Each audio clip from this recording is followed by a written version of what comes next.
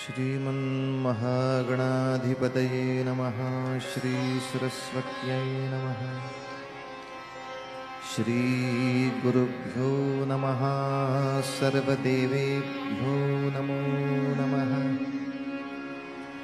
वक्रतुंड महाकाय सूर्यकोटि समप्रभ निर्विघ्नं कुरु मे देव सर्वकार्येषु सर्वदा।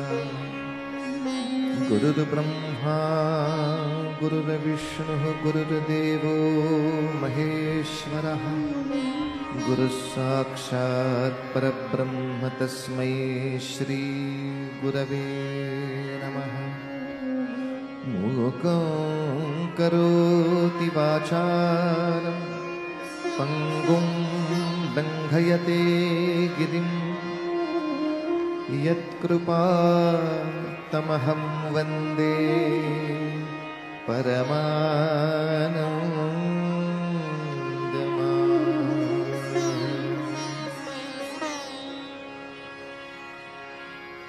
जय जय राम, जय जय राम,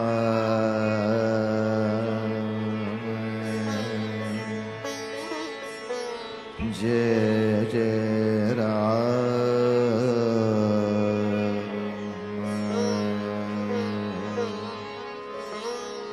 हरे जय जय राम। राम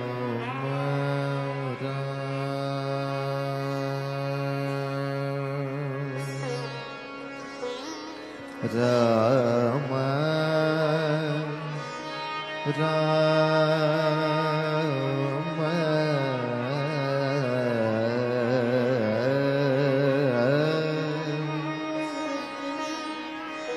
जय जय राम। कृष्ण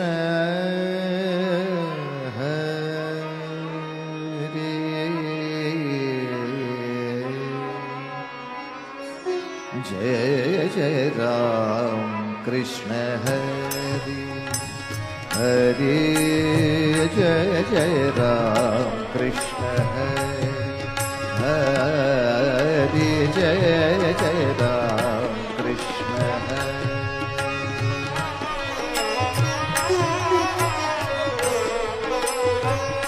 राम कृष्ण हरि जय जय राम। कृष्ण राम कृष्ण हरि जय जय राम। कृष्ण हरि राम जय जय राम। कृष्ण राम जय जय राम। कृष्ण हरि राम जय जय राम। कृष्ण हरि कृष्ण हरि कृष्ण हरि जय जय राम। कृष्ण हरि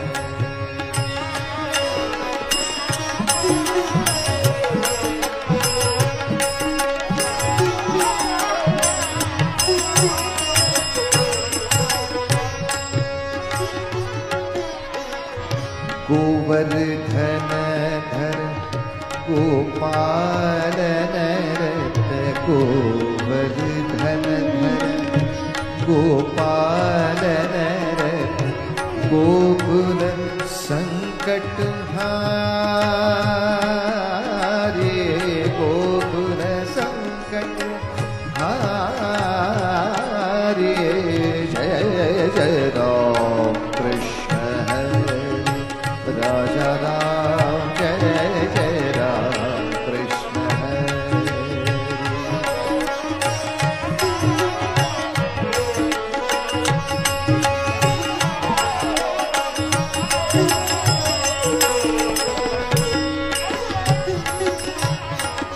नव नीरद सम हरिहा नव नीरद नवनीत प्रिय नवनीरदस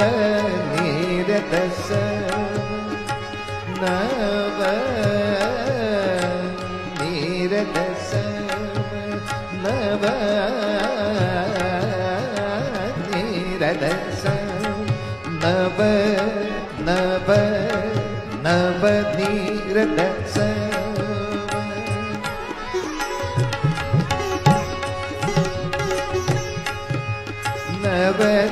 नवनीत प्रिय नवल विनोद विहारी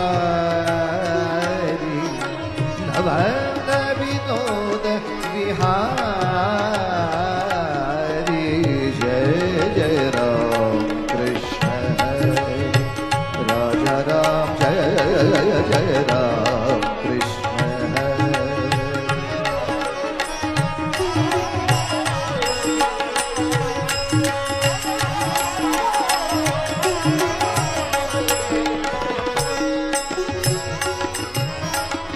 दुर्वासोदत दुख विमोचक दुर्जन संगम हरि जय जय राम दुर्वासोदत दुख विमोचक दुर्जन संगम हरि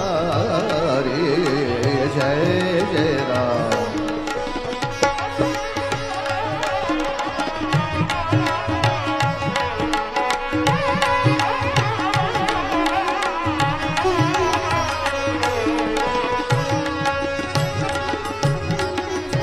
शरणागत दीना चरणी नेई रामा शरणागत दीना चरणी नेई करुणा दृष्टि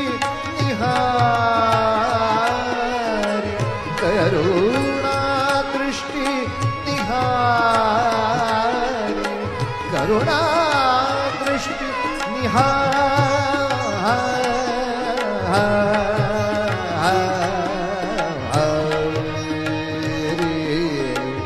जय जय राम कृष्ण राजा राम जय जय राम कृष्ण राजा राम जय जय राम जय जय राम जय जय राम कृष्ण हरि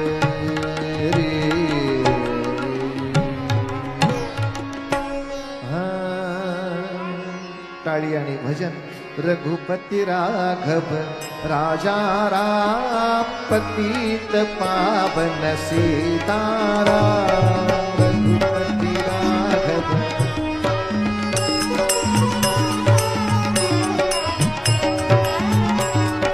रघुपति राघव राजा राम पतित पावन सीताराम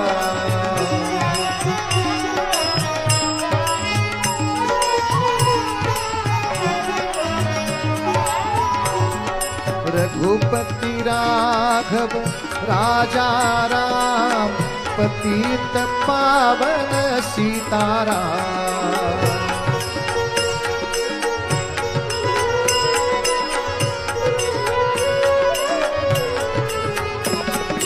रघुपति राघव राजा राम पतित पावन सीताराम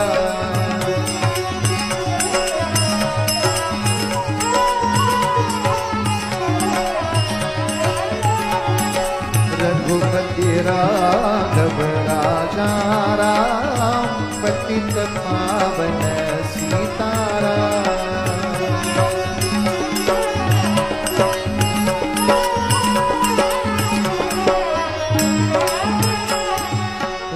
राजाधिराज रामचंद्र महाराज की जय कुंडलिका वरदे हरि विठ्ठल श्री ज्ञानदेव तुकाराम पंढरीनाथ महाराज की जय महारुद्र हनुमान की जय भारत माता की जय आर्य सनातन वैदिक हिंदू धर्म की जय छत्रपती शिवाजी महाराज की जय।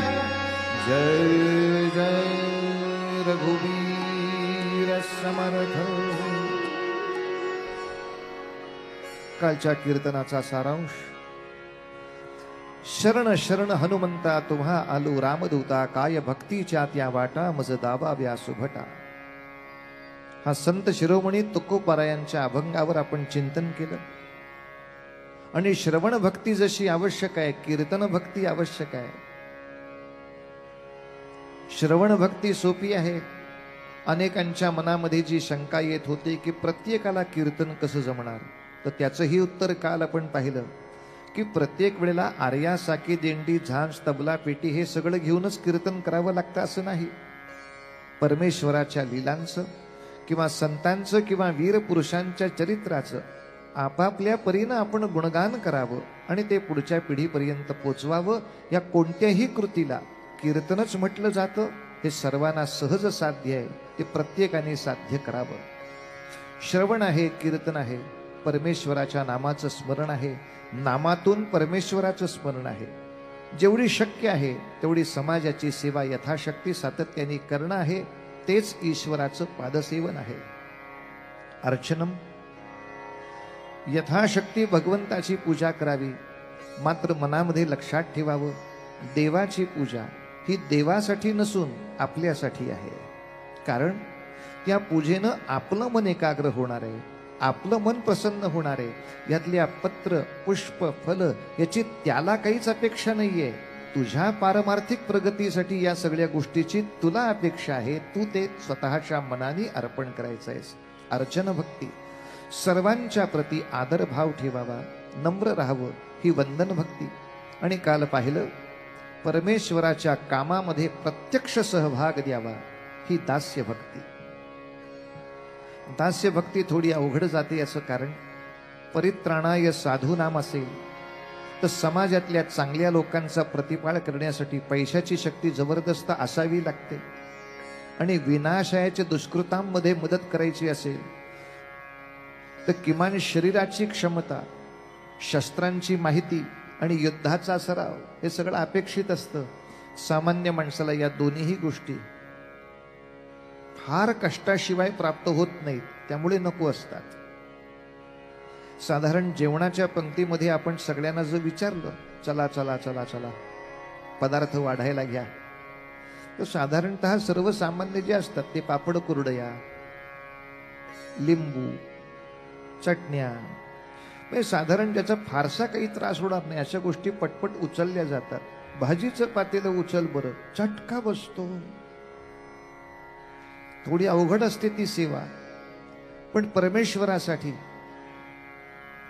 जर परमेश्वरी कार्यामध्ये सहभाग करायचा असेल तर पहिल्या 6 भक्ती तर आवश्यक असतातच, पण त्याच्याही पेक्षा आवश्यक असतं भीमरूप।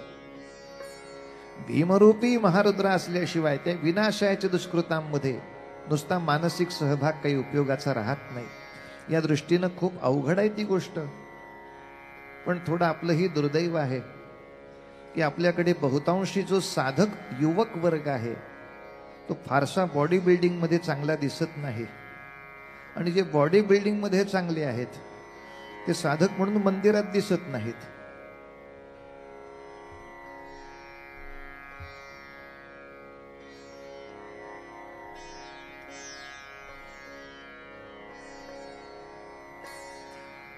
खुर्च्यांची क्षमता संपली आहे।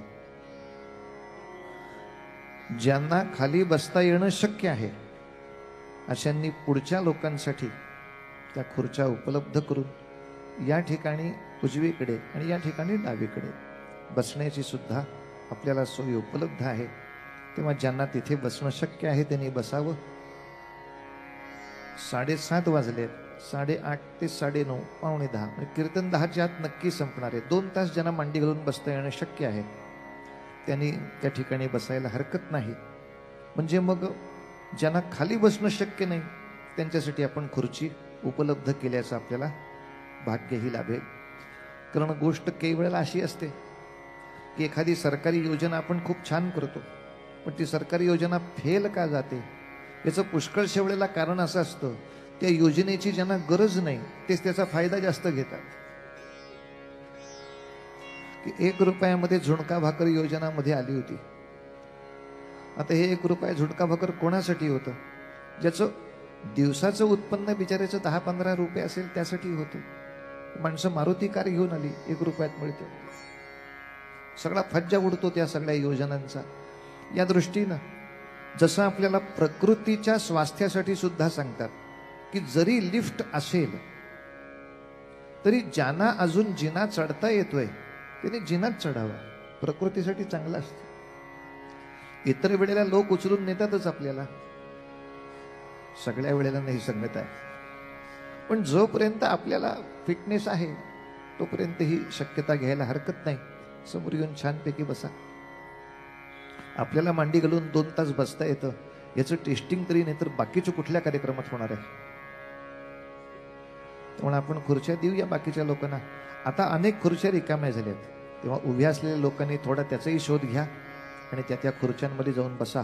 कारण काय आहे, सतत 2, 2.5, 3 तास उभं राहिल्याचा काय त्रास असतो तो मीच भोगतोय. तर तो काही त्रास तुम्हाला व्हावा अशी मी अपेक्षा करणार नाही. तुम्हाला ज्या ज्या ठिकाणी आसन व्यवस्था मिळेल त्या ठिकाणी बसा. असो,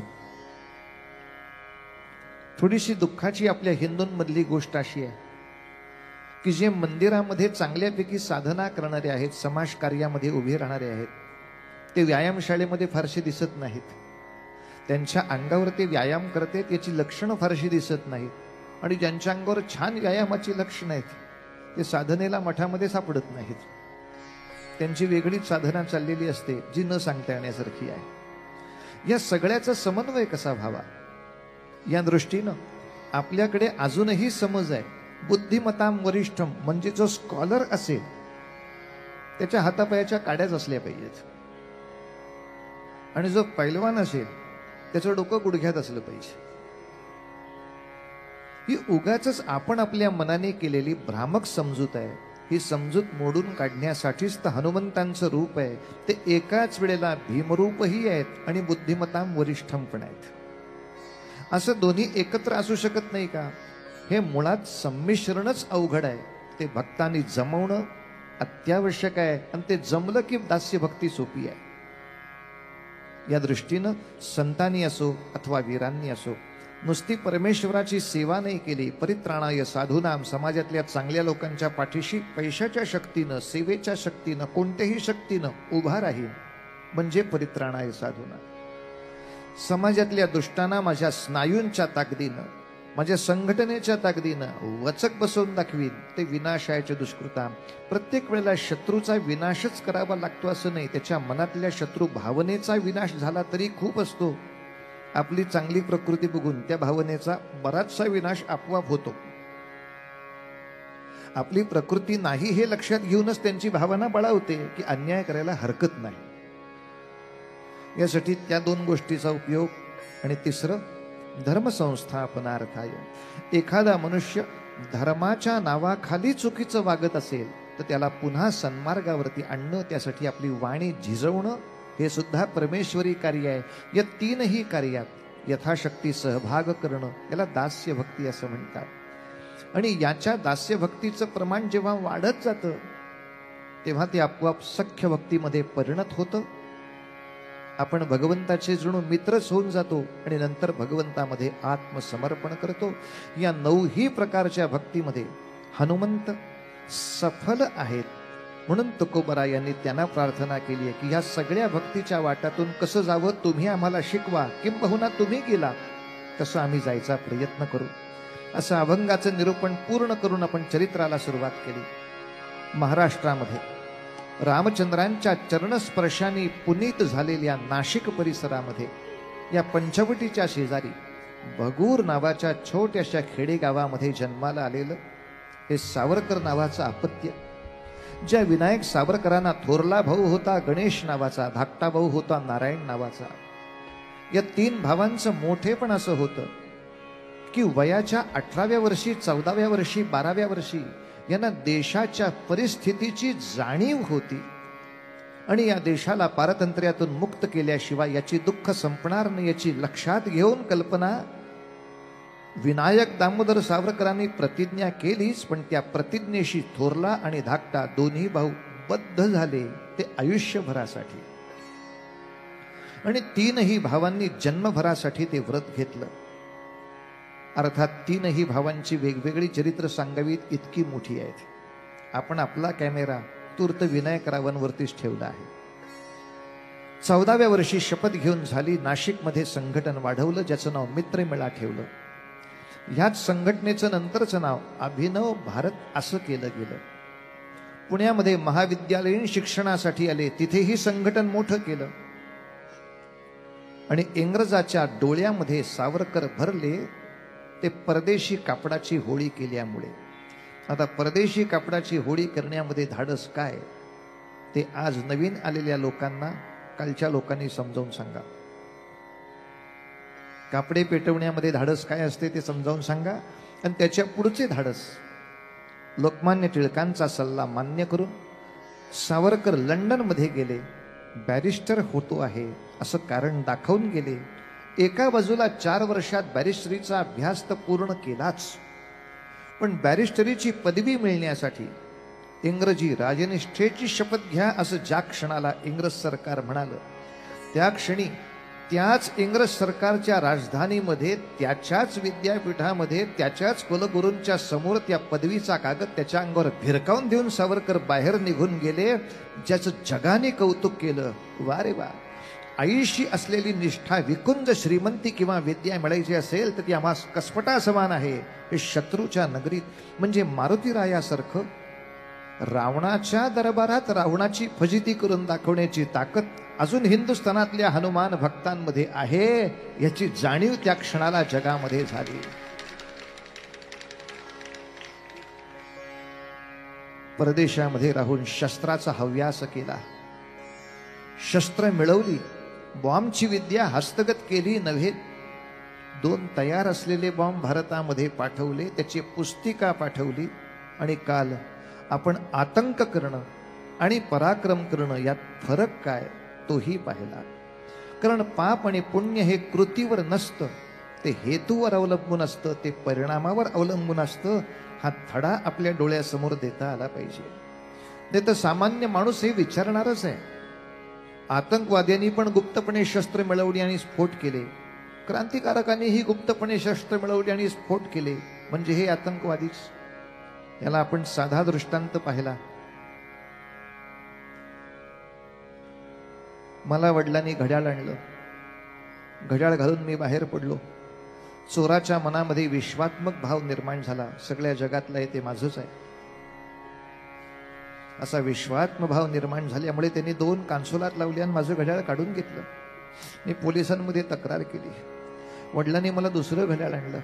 मी दुसरं घड्याळ घालून दुसऱ्या दिवशी निघालो. आई म्हणाली, तुला घड्याळ सांभाळता येत नाही, तू घड्याळ घालून जाऊ नकोस.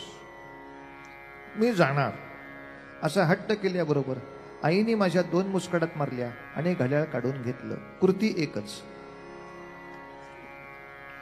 आता आई विरुद्ध पोलीस कंप्लेंट करायची का?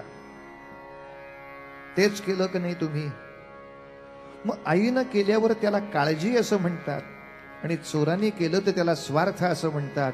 कृती एकच असली तरी त्यातला हेतू काय होता, त्याचं पावित्र्य काय होतं हे लक्षात घेतलं तर माझ्या स्वतःच्या मातृभूमीला, आईला दास्यातून मुक्त करणं या पवित्र हेतून केलेल्या या सगळ्या गोष्टी त्याचमुळे पवित्र होतात. आणि दुसऱ्या कोणाच्या मातृभूमीला छळण्यासाठी हेच केलं तर याच गोष्टी पातक होऊन बसतात.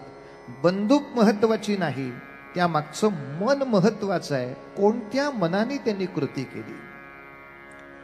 प्रत्येक वेळेला शस्त्र हे पापच असतं असं नव्हे, आणि प्रत्येक वेळेला शस्त्र पुण्यच असतं असंही नव्हे. जेव्हा कोणतंच औषध चालत नाही तेव्हा शस्त्रक्रिया करतात, ज्याला प्राकृतात ऑपरेशन असे म्हणतात. डॉक्टर सुद्धा आधी सगळी औषधं बघतात करून, पण नाहीच जमलं तेव्हा शस्त्रक्रिया करतात. तसं आपल्या लक्षात येईल, क्रांतिकारकांनी सुद्धा इंग्रजाचा जाच कमी व्हावा यासाठी आधी बरेच उपाय करून बघितले. ते जेव्हा शक्य झाले नाही तेव्हाच त्यांनी शस्त्राला हात घातला. ते काही पाळण्यापासून शस्त्राशी खेळत नव्हते. आणि आता सावरकर नावाचा माणूस लंडनमध्ये राहतो. हा विद्यार्थी जोसेफ मॅझनी सारखं चरित्र लिहितो आणि अनेक देशातल्या युवकांना स्वातंत्र्यासाठी बंड करायला प्रवृत्त करतो. 1857चं स्वातंत्र्य समर हे ग्रंथ लिहितो आणि आपल्या जगाचा इतिहास कोणी कलंकित करू नये म्हणून सर्व विश्वामध्ये भारताचा इतिहास प्रगल्भित करतो. बॉम्ब शिकून भारतात पाठवतो. तयार पिस्तूल पुस्तकातून भारतात पाठवतो. इंग्रजाचा त्याच्या डोळ्यासमोर लंडनमध्ये अपमान करतो आणि लंडनमध्ये फ्री इंडिया सोसायटी नावाची संस्था चालवून दाखवतो. काय करू या सावरकराचं? हा पोरगा लंडनमध्ये राहत असताना स्वतःची माणसं जर्मनीत पाठवतो. समाजवादी परिषदेमध्ये भारताचा झेंडा फडकावतो आणि विश्वातल्या 50 देशांचं समर्थन स्वतःच्या देशाला मिळवून मोकळा होतो आणि लंडन बघत बसतो. हा अपमान इंग्रजाला नाही सहन झाला आणि शेवटी इंग्रजानं हेच ठरवलं, भारतातल्या इतर कोणालाही दिलं नाही, इतकं दुर्दैव याच एका माणसाला द्यायचं. इतरांना दिलं नाही याच्यामध्ये कोणाची राष्ट्रभक्ती कमी जास्त असा हिशोब नाही करायचा. त्यांचं भाग्य थोर की त्यांच्या बाकी गोष्टीला कुठेही इंग्रजाकडून हात लागला नाही, फक्त त्यांनाच हात लागला. उदाहरणार्थ, जरी क्रांतियुद्धामध्ये सुभाषचंद्र बोस उतरले आणि अटक झाली सुभाषचंद्र बोसांना, त्यांचे सगळे भाऊ नाही अटकेत पडले, त्यांची प्रॉपर्टी नाही जप्त केलेली, किंवा सुभाष बाबूंचे भाऊबंद आता काहीच करू शकणार नाही अशी अवस्था नाही निर्माण झालेली. जी गोष्ट सुभाष बाबूंची तीच, महात्माजींची तीच, नेहरूंची तीच, आझादांची.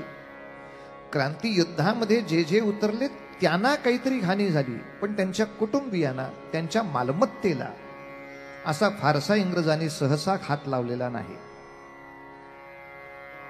पण सावरकरांच्या बाबतीत म्हणावं तर थोरल्या भावालाही अटक, शिक्षा, जन्मठेप, काळे पाणी, 25 वर्ष अंदमान सक्त मजुरी. या दुसऱ्या भावावर विनायकरावांवरती वॉरंट. हा पकडला गेला तर बहुतेक फाशीच. त्यांचा धाकटा भाऊ नारायण हा सुद्धा याच कटामधला संशयित म्हणून तूर्त तुरुंगात. यांचं घरदार जप्त, भांडी कुंडी जप्त, कपडे लत्ते जप्त, दागिने तर जप्तच जप्त. सावरकरांची जी शेतीवाडी इंग्रजांनी जप्त केली ती सावरकरांच्या आताच्या कुटुंबियांना परत मिळावी म्हणून सगळ्या प्रकारच्या सत्ता दिल्लीत आल्यानंतर सगळ्यांनी प्रयत्न करून झाले, ती आजतागत त्यांच्या वंशजांना मिळाली नाहीच. आणि याच्यावर उत्तर मिळालं, तसा सगळा देशच सावरकरांचा आहे. त्या शेतीनं काय त्यांचं होणार आहे? जाऊ दे, ती चुतकर असलेली शेती स्वतःच्या घशात ठेवण्याच्या भिकाऱ्यांचं जे काही कल्याण त्यांनी होणार असेल ते होऊ दे. पण स्वातंत्र्यवीरांच्या मालमत्ता ज्या शत्रूनं जप्त केल्या त्या त्यांच्या वंशजांना देण्याची धमक आमच्यात नाही हे तुम्ही जगजाहीर केलं, ते बरं झालं आपल्याच हाताने. असो, अलीकडे माणसं त्यांच्याही दुर्दैवाकडे बघायला वेळ नाही म्हणून शांत आहे. पण इतक्या सगळ्या बाजूनी आक्रमण चाललेलं असताना सावरकरांची बॅरिस्टरीची पदवी तर नाकारली गेलीच. आणि काल आपण या ठिकाणी उभे होतो ब्रायटनच्या समुद्र किनाऱ्यावर, ज्या ठिकाणी समुद्राला ते विनवत होते, ने मजसी ने परत मातृभूमीला सागरा प्राण तळमळला. पण कल्पना अशी होती की लंडनच्या भूमीवर मी हे सगळे उपद्व्याप केले तेव्हा मदनलाल धिंगरासारखं बहुतेक मला लंडन मध्येच अटक होईल, लंडन मधल्याच कारागृहात पिचट ठेवलं जाईल, किंवा एखाद्या वेळेला इंग्लंडच्याच कुठल्या तरी कारागृहात फाशीही दिलं जाईल. पण या सगळ्या गोंधळात एक शेवटचं का होईना आईला भेटण्याचं जे स्वप्न होतं ते असंच अपुरं राहणार का? घरच्यांना एकदा तरी भेटावं असं स्वप्न होतं, ते अपुरं राहणार का? अशा विमनस्क अवस्थेमध्ये सावरकर आहेत. त्यांना घरनं तार आली आहे, ज्यामध्ये सावरकरांच्या थोरल्या वहिनीनं त्यांना कळवलंय, तात्या परमेश्वरी अवकृपेनं आम्हाला पोर झालंच नाही, तुला पोर झालं होतं ते आम्हाला सांभाळता नाही आलं, या सगळ्या गदारोळात ते मेलं रे बरा. तुझ्या धाकट्या भावाचं लग्नही झालेलं नाही, त्याचा पुढे वंश चालेल का नाही हेच माहित नाही. सावरकर नावाचा निर्वंश आहे, तू तरी धड पावलांनी परत ये. त्याला हे सावरकरांनी स्वच्छ उत्तर पाठवलंय, वहिनी अमर होयती वंशलता निर्वंश जिचा देशा करता. आपण देशाकरता निर्वंश झालो तर आपण अमरोत असं लक्षात ठेव, फार वाईट वाटून घेऊ नकोस. अनेक फुले फुलती फुलोनिया सुकोन जाती, कोणी त्याची महती गणती ठेविली असे. हे सावरकरांच्या शब्दावरचं काव्य नाही, हे काव्यच सावरकरांचं आहे. त्यांनी आपल्या वहिनीला कवितेतच उत्तर पाठवलंय. अगं वेडे, रोज अनेक फुलं उमलतात आणि सुकून जातात, कोण त्याची किंमत ठेवतो. परिजे गजेंद्र शुंडेने उपटिले श्रीहरीसाठी मेले, कमल फूल ते अमर ठेले मोक्षदाते पावन. भागवत ग्रंथामध्ये जी कथा आहे ना, त्या गजेंद्रानं परमेश्वराला अर्पण करण्यासाठी जे कमल पुष्प तोडलं आणि वाहिलं, त्या हत्तीसह त्या कमल पुष्पाचीही आपण पूजा करतो. जे भगवंतासाठी मेलं त्याची पूजा होते वहिनी. कमल फूल ते अमर ठेले मोक्षदाते पावन. आणि सावरकर स्वतःच सगळं निर्वंश झालेलं कुटुंब पाहत असताना लिहितात, वहिनी अशीच सर्व फुले खोडावी, श्रीरामचरणी अर्पण व्हावी, काही सार्थकता घडावी या नश्वर देहाची. महत् कार्याचे कंकण धरिले आता महत्तमत्व पाहिजे, बाणले ऐसे वर्तन पाहिजे, केले की जे पसंत पडले संतांना. आता संतांना आवडेल असं वागलं पाहिजे वहिनी. आपल्या घरच्यांना खूप धीर दिला, स्वतःच्या मनाला कोण धीर देणार. काल मी हा प्रश्न केला होता त्यासाठी. समुद्राकडे पाहिल्यानंतर सावरकरांच्या भावना अशा काही उचंबळून आल्या की एखाद्या जत्रेमध्ये एखाद्या मुलाची आई हरवली तर तो आईसाठी जो आक्रोश करतो त्या तऱ्हेचा आक्रोश सावरकरांच्या कवितेमध्ये होता. ते उत्स्फूर्तपणे ओळी म्हणत होते, ते लिहून कोण घेत होतं. तर या एका सावरकर भक्ताचं नाव सांगतो. भारतीय स्वातंत्र्यामध्ये ज्या तिघांचं नाव अभिमानाने घेतलं जातं, लाल बाल पाल. लाल म्हणजे पंजाबचे लाला लजपत राय, बाल म्हणजे महाराष्ट्राचे बाळ गंगाधर टिळक आणि पाल म्हणजे बंगालचे बिपिनचंद्र पाल. या बिपिनचंद्र पालांचा मुलगा निरंजन पाल तो त्यावेळेला सावरकरांबरोबर होता. तो सावरकरांच्या अभिनव भारताच्या त्या लंडन मधल्या संघटनेतला एक सहकारी होता. तो सावरकरांबरोबर त्या समुद्र किनारी आला होता. निरंजन पालनी ही आठवण लिहिली आहे. निरंजन पाल लिहितात, सावरकरांचा मुलगा वारला अशी जेव्हा बातमी आली तेव्हा सुद्धा तात्याला कधी आम्ही रडताना बघितला नाही. घरदार जप्त झाल्याची बातमी आली तेव्हा सुद्धा तात्या उदास होता, पण त्यांना रडताना बघितला नाही. थोरल्या बंधूला अटक झाली, स्वतःची बायको थोरल्या भावाची बायको दोघांना आश्रितासारखं त्यांच्या माहेरी गोठ्यात राहायची वेळ आली, तरी सुद्धा तात्याला रडताना नाही बघितलं. आपल्या कुटुंबाची वाताहात झाली तरी सुद्धा तात्या रडला नाही. पण जेव्हा त्याने समुद्र पाहिला आणि ज्या क्षणाला भावना उचंबळल्या की याच समुद्राच्या दुसऱ्या टोकाला माझी भारत नावाची आई आहे आणि तिची जेवढी मला सेवा करायची होती ती आता यापुढे नाही करता येणार.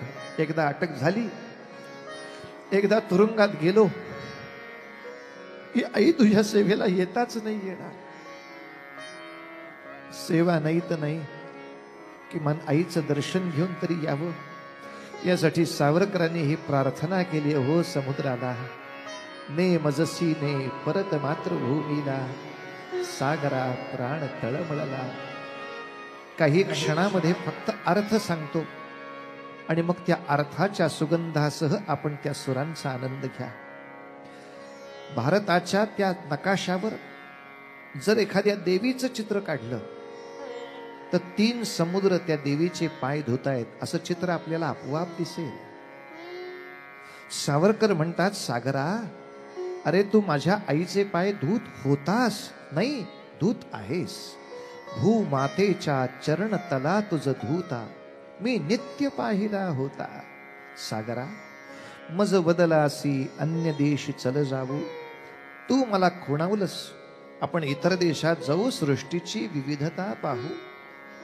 मी भारतातून निघालो, मग मात्र माझ्या आईला शंका आली की हे लेकरू गेलं तर बहुतेक नाही परत यायचं. तई जननी हृद विरह शंकितची झाले. माझ्या जननीला विरहाची शंका आली. तेव्हा सागरा, परी तुवा वचन तिज दिधले, तू माझ्या आईला वचन दिलंस रे. मार्गज्ञ स्वये मीच पृष्ठीवाहीन, अगं या सगळ्या मार्गांचा तज्ञ मीच आहे, समुद्र. मीच याला घेऊन जाईन, मीच त्याला परत आणीन. का काळजी करतेस भारत माते? मार्गज्ञ स्वये मीच पृष्ठीवाहीन, त्वरित या परत आणीन. तू माझ्या आईला वचन दिलंस, याच्यावर मी विश्वास ठेवलाय सागरा. विश्वसलो या तव वचनी, जगदनुभव योगे बनुनी तव अधिक शक्त उद्धरणी. सागरा, मी निघालो तेव्हाच आईला सांगितलं, तिथलं काम संपताच तुझ्या सेवेला धावत येईन. बरं येईन त्वरे, कथुनी सोडिले तिजला. आणि आता का बरं मला अडकवलास? सागरा, प्राण तळमळला. एखादा पोपट पिंजऱ्यात अडकावा किंवा एखादा हरिण सापळ्यात अडकावा, तसं इथे आज अडकलो रे मी. शुक पंजरीवा हरिण शिरावा पाशी, ही फसगत झाली तैशी. माझ्या आईचा विरह नाही सहन होत. भूविरह कसा सतत साहू या पुढती, दश दिशा तमोमय होती, सगळ्या दिशाला अंधार दिसतो. अरे ही इंग्लंडची माणसं म्हणतात की तुमची विद्या ह्यांच्या निष्ठेसाठी वापरा, तो त्यांच्यावर. अरे गुण सुमने मी वेचियली या भावे, की तिने सुगंधा घ्यावे. मी सगळे सद्गुण मिळवले, गुणांचे सुमन म्हणजे फुलं मी वेचून घेतली. कोणत्या भावनेनं? त्याचा सुगंध भारताला मिळाला पाहिजे, यांना सुगंध देऊ.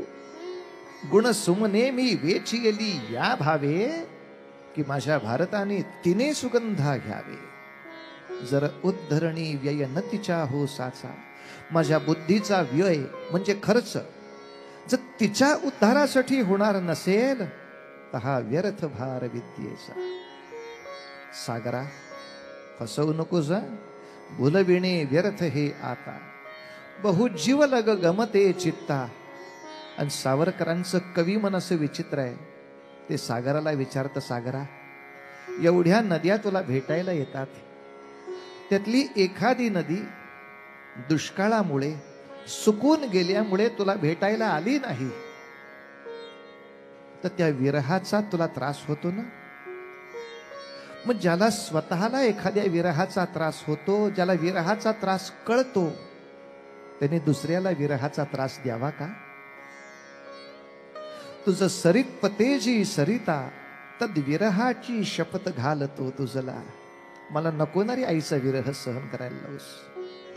काल ते कडवं म्हटलं आपण, नभी नक्षत्रे बहुत, एक परिप्यारा मज भरतभूमीचा तारा. सुधीर फडक्यांनी गाताना मातृभूमीचा तारा असा शब्द वापरलाय, जो अधिक योग्य पण आहे. कारण हेच गाणं जर कोण्याही देशभक्ताला वापरायचं असेल तर तो त्या देशभक्ताचा अधिकार आहे. तेव्हा फ्रान्सचाही देशभक्त त्याच्या भाषेत हे म्हणू शकेल, नभी नक्षत्रे बहुत एक परिप्यारा मज मातृभूमीचा तारा. मातृभूमी जी असेल ती सगळ्यात महत्वाची. प्रासाद इथे भव्य परी मज भारी, आईची झोपडी प्यारी. तिज वीण नको राज्य, मज प्रिय साचा वनवास तिच्या जरी वनिसा. ती आम्र वृक्ष वत्सलता. सागरा, माझ्या घरी असलेला माझा थोरला भाऊ तो आंब्याच्या झाडासारखा आहे रे. स्वतः ऊन घेतो आणि आम्हाला सावली देतो. ती आम्र वृक्ष वत्सलता. त्याला लगटून असणाऱ्या त्याची पत्नी माझी पत्नी या आत्ता कुठे सुफलित होणाऱ्या दोन वेली माझ्या घरात आहेत रे. नव कुसुम युता त्या सुलता. आणि माझा धाकटा भाऊ बाळ तो तर अजून अबोध आहे वेडा. तो बाल गुलाब ही आता फुलबाग मला. हाय पारखा झाला सागरा प्राण तळमळला. शेवटचं कडवं फक्त सांगतो मग गीत गायन करतो. हे सगळं बोलत असताना बहुतेक समोरून एक लाट आली पाण्याची. खळ खळ खळ खळ खळ खळ आवाज करत पुढे आली. फट दिशी अंगावर फुटली. एखादा दुष्ट मनुष्य वचनभंग करतो आणि दुःखी झालेल्या माणसाकडे बघून खदखदा हसतो. त्याचे पांढरे दात जसे दिसतात ना तसा तो लाटांवरचा पांढरा फेस आहे का काय असं क्षणभर मनाला वाटलं. आणि उद्वेगाने सावरकरांच्या मुखातून शब्द आले. का रे हसतोस या फेन मिशे हससी निर्दया कैसा. का वचनभंगिसी ऐसा. माझ्याकडे बघून हसतोस समुद्रा. वचनभंग करतोस. का वचनभंग करतोस ते कळलं मला. त्वत् स्वामित्वा सांप्रत जी मिरविते भिवून का आंग्ल भूमी ते. तुझ्यावरचं स्वामित्व जी मिरवतीये त्या आंग्ल भूमीला घाबरल्यामुळे तू माझ्या आईला दिलेलं वचन मोडतोयस. बरोबर आहे. तुला वाटतं भारत माता दुबळी आहे. तिला दिलेलं वचन मोडलं तर ती काय करणार आहे.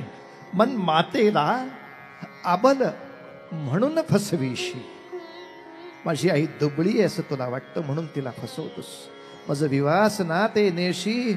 लक्षात ठेव सागरा जरी आंग्ल भूमी भयभीता. जर इंग्लंडला घाबरत असशील तर अबला न माझी ही माता. माझी आई दुबळी नाहीये लक्षात ठेव. विसरलास कथिल हे अगस्तीस आता. तुला आचमनामध्ये पिऊन टाकणारा अगस्ती नावाचा एक ऋषी माझ्या भारताचा पुत्र होता. माझाच पूर्वज होता. त्याला विसरलास काय. मला जर असा छळलास तर भारत माता त्या अगस्तीकडे तक्रार नेईल. या अगस्तीचं स्मरण ठेव सागरा. जो आचमनी मूळ कवितेमध्ये शब्द आहे. जो आचमनी एक पली तुझ प्याला. पली या शब्दामध्ये श्लेष अलंकार साधलेला आहे. दोन अर्थ एकाच वेळेला होतात.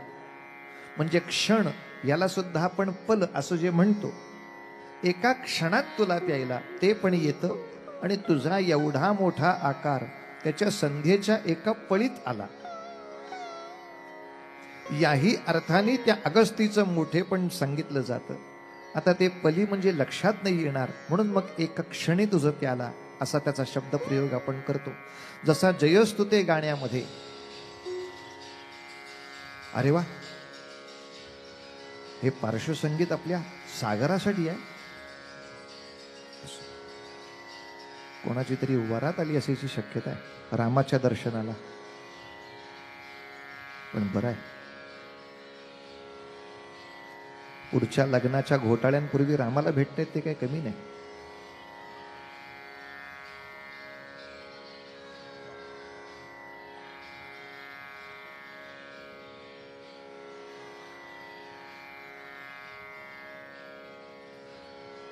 हा एक विषय शालेय अभ्यासक्रमात घ्यायला पाहिजे.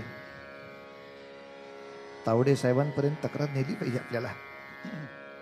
सभा संकेत म्हणून ज्याला म्हणतात तो विषय सहसा काही आपल्या अभ्यासक्रमात येत नाही. समजा आपण ज्या परिसरातून चाललो त्या परिसरातल्या काही समारंभाला आपला त्रास होऊ नये अशी थोडीशी खबरदारी घ्यावी माणसाने. असो काही गोष्टी आपल्या अभ्यासक्रमात नाही आहेत म्हणून हा त्रास आहे. कोणाला दोष देणार. खरंच मी अनेक वेळेला चौकात जेव्हा कीर्तन करतो रस्त्यावर तेव्हा रस्त्यावरती आपण 3च दिवस असतो कीर्तनाला. गुरंढोरं रोज जात असतात त्यामुळे तो त्यांचा रोजचा रस्ता असतो. ती जनावरं येऊन बघतात गर्दी फारच झाली आहे. पण मला जनावरांचा कधीच नाही त्रास झाला. ते बरोबर रस्ता काढतात आणि दुसऱ्या चौकात निघून जातात. पण त्याच रस्त्याने रोज पान खाऊन जाणारी जी माणसं असतात ती रस्ता न बदलता सभा चालू आहे ह्याचाही संकेत न बाळगतात, तेच पान खात तसंच थुंकत तशाच तऱ्हेनं गप्पा मारत समोर न जातात. काही वेळेला इतकं वाईट वाटतं, परमेश्वरालाच विचारावं लागतं, देवा यातलं जनावर म्हणून नक्की कोणाला जन्माला घातले ते एकदा सांग मला. कारण जनावर जे आलं होतं ते काहीही त्रास न देता शांतपणे निघून गेलं. आणि हा मोबाईलवरती हॅलो, मोबाईल कशाला, तुझा आवाजच इतका छान आहे, नुसता बोललास तरी ऐकू जाईल, इतक्या जोरात बोलत असतो पठ्ठ्या. पण सभा संकेत असो, बाकीच्या नाही, आपल्या अभ्यासक्रमात आपण घेऊया, काही सभा संकेत पाळणं आवश्यक आहे. सागरा, तू इंग्लंडला घाबरून जर माझ्या भारत मातेला दुबळी समजून हा वेडेपणा करणार असशील तर असं करू नकोस. अर्थात रडत असताना सुद्धा सावरकर दम दिल्याशिवाय राहत नाहीत, हा त्यांच्या अंगातला पीळ आहे, त्याला पर्याय राहत नाही. पण तरीही निरंजन पाल लिहितात, त्यांच्या आठवणीत लिहितात, आपल्या सर्व कुटुंबाची वाताहात झालेली कळलेली असताना सुद्धा डोळ्यात पाणी न दिसणारा सावरकर समुद्राच्या पलीकडे असलेल्या भारत मातेची कल्पना करून आपल्या आईच्या आठवणीनं असा काही विव्हळ झाला की जत्रेमध्ये आई हरवलेला मुलगा जसा ढसढसा रडतो तसा तात्या आम्हाला रडताना तिथे दिसला पहिल्यांदा. गळगळा डोळ्यातून फक्त अश्रुधारा चालल्या होत्या आणि समुद्राकडे बघून एकटक काहीतरी बोलत होता. हा काहीतरी छान बोलतो हे लक्षात आल्यावर निरंजन पालनी पटकन खिशातून डायरी काढली आणि शेजारी बसून लिहायला सुरुवात केली. तेव्हा सावरकरांचं काव्य तर मोठं आहेच, पण हे आपल्यापर्यंत ज्यांच्यामुळे पोचलं त्या निरंजनाची सुद्धा एक आभाराची पंक्ती करून आपण त्या गाण्याचा आनंद घेऊ. निरंजन पाल, तुमच्यामुळे आम्हाला ही जबरदस्त जगप्रसिद्ध कविता पाहायला मिळाली, खूप खूप धन्यवाद तुमचे. आता जो सांगितलाय तो पाशात अडकावा तसा अडकलो रे, सगळा अंधार पसरला, शुक पंजरी